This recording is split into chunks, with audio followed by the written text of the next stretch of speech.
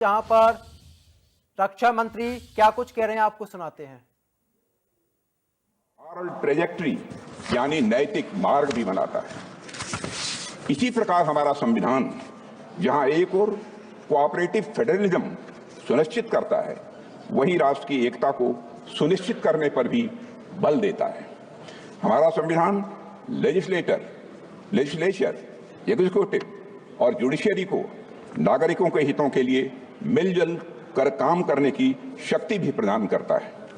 साथ ही checks and balances का भी सिस्टम यह संविधान प्रदान करता है, जिसे सभी संस्थाएं अपने संवैधानिक दायरे में रहकर वह काम कर सकें। अध्यक्ष महोदय, भारत का संविधान सिर्फ एक शासन प्रणाली स्थापित करने का ही कार्य नहीं करता है, बल्कि भारत के गौरव को पुनर्स्थापित करने का यह एक रोड मैप है अध्यक्ष महोदय, और साथ ही यह भारत को विश्व पटल पर सही स्थान दिलाने का रोड मैप है।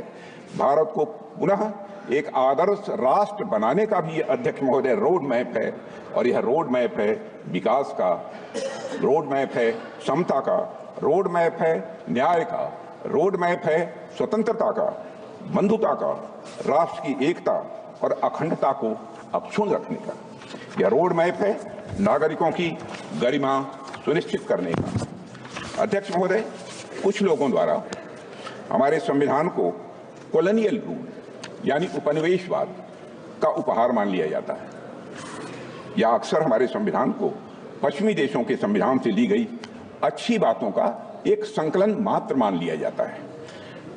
अध्यक्ष महोदय, पिछले कुछ वर्षों में देश में एक ऐसा माहौल बनाने का प्रयास किया गया है कि संविधान एक पार्टी की विशेष देन है। इन सभी बातों में डेप्थ एंड ब्रेथ मैं मानता हूं कि दोनों की कमी है।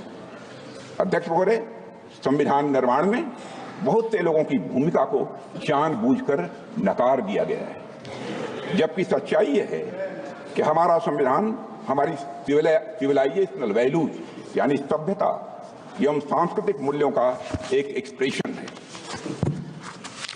अध्यक्ष महोदय, हमारा संविधान स्वाधीनता संग्राम के हवन कुंड से निकला हुआ यह अमृत है।